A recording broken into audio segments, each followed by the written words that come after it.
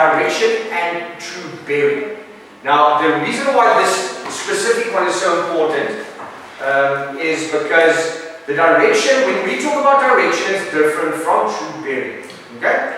The reason for this is because true bearing is much more accurate, of course, than direction. If we talk about direction, we're talking about north, east, south, west, and so forth. Okay? But it's important to understand that when we look at direction, it's not only the north, east, southwest, or northeast, southeast, northwest, and southwest that we have. We actually have more points than that. Okay? Right. So normally, we'll just do this quickly. We've got our north and our south points, east and our west points. That's the main ones. But we also have our northeast, southeast, northwest, southwest points. That breaks up in between, let's say, for instance, south and east, and of course, north and east in this case. Okay? But we have more points than that. In between the northeast, we've got the following two that we need to look at. That's very important to understand. The one that we have here is called the northeast. Why do we call it the northeast? It's because it's lying north of northeast. That one is called east northeast because it's lying to the eastern side of northeast. Is it difficult? No. Very easy, eh? So, okay. Fiso, what would we call this one here? That is west, and that one is southwest. What would we call that? Hello, Fiso. Right, Fiso? I was going to say this. West, southwest. Why do we call that west, southwest? Because it's west, southwest. Because it's to the western side of southwest. Right? Okay, Ente? What do we call this one? This one here. It's in between south and southwest. What do we call that one? That will be southwest. Very good. Okay? The reason for this is because it's south of southwest. Again, guys, it's really not rocket science. You must just understand the principle of which one is lying in between. Okay? Right. Everyone happy with that? Yes. So, when we talk about direction, let me just get to my map quickly. When we talk about direction, it's very important to understand that direction, when we talk about direction, we are asking for a specific direction. Okay? So if I'm asking you, let's say for instance, I'm standing at point 4. Let me just move it this way quickly. I'm standing at point 4. Hey, come on, with me. I'm standing at point 4, and I want to move to point 3. Now my question will be, what is the direction that I'm going to walk in? What is the direction that I'm going to walk in? Right, so this case, guys, we can see that it's really almost a straight line. So we can say that the direction is we're going to walk north from point 4 to point 3. Okay? So but it's also very important to understand. So Fiso, we must look at the spot where we are standing. Because I am going to tell you, let's say for instance in a question paper, I'm going to ask you, Yami is standing at point E. And he must walk to point D. What is the direction? So the question is, Yanni is standing at point E. What is the right direction from point E to point D? Because if you put it vice versa, let's say for instance, Yanni is standing at point D and he's walking to point E, that's a different direction. Okay? So it's very important to read the question carefully in this case, so that we can see what is the point that we are, our reference point in this case. What is the main point where we're going to use? Okay? So let's quickly look at this one. So, how do we get directions? So let's call that one point A and that one point B. How do we get the direction? What do we do to get an accurate direction? No, calculator's going to be difficult. You're going to take your protractor.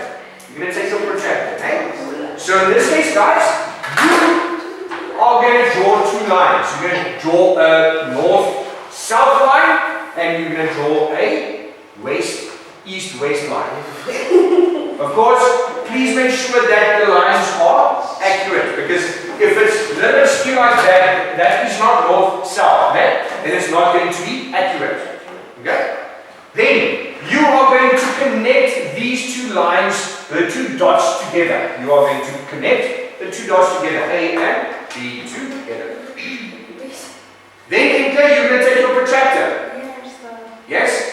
Of course, you know that I gave you guys protractors that's 360. It's just a little bit easier to use. You guys have not swapped over from physical science to this class yet, so I'll just remind me and I'll give you guys. Okay, so, hi.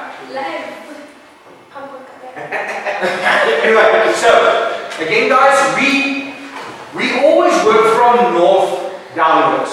Okay? So in this case, guys, you're going to take your protractor and you're going to put the 0 degrees of the protractor on the northern line.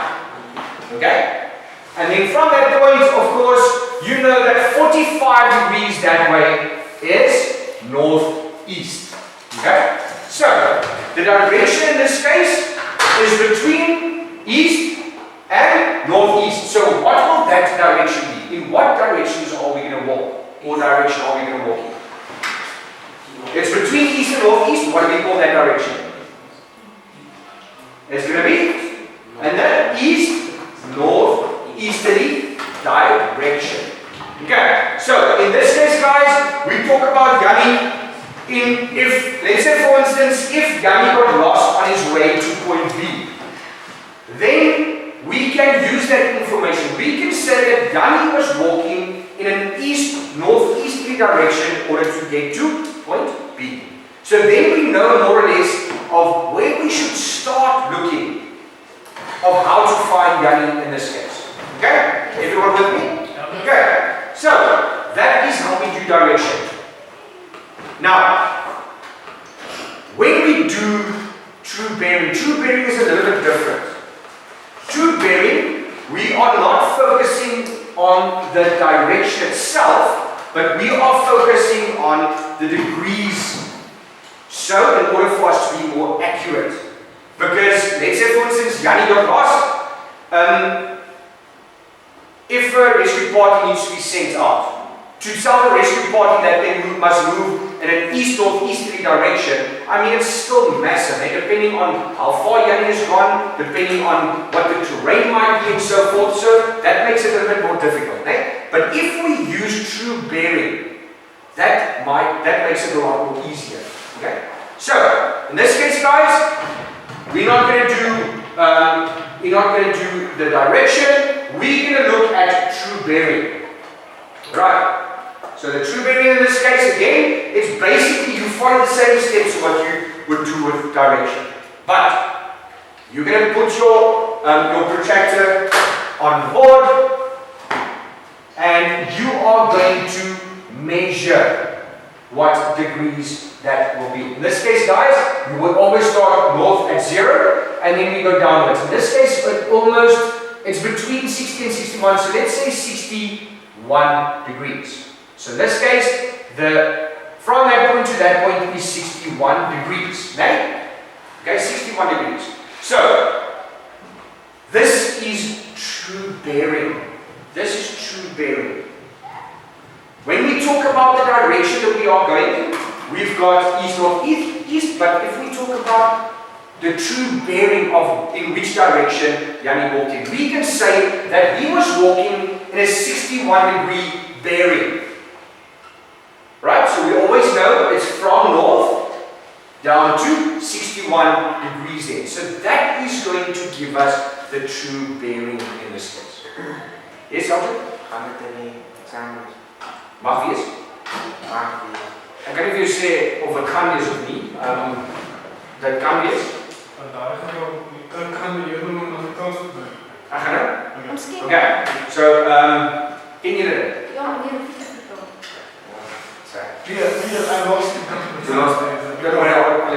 Okay, so guys, again, Elgin asked, Will it be in the exam? It might be in the exam, I don't know. But then the reason why I'm showing you this is because it might be. Okay? So, again, go to block E4 on the Merriweather map. 14111 and 1308. I first want you to give me the direction. So you are standing, listen carefully, you are standing at spot height 1411. And you want to walk into the direction of 1308. Do the direction for me, give me the direction, and then after that give me the true bearing for that one. Okay? That is the two exercises that we are doing now. Okay? So first the direction from spot height 1411 to spot height 1308, and then of course the true bearing.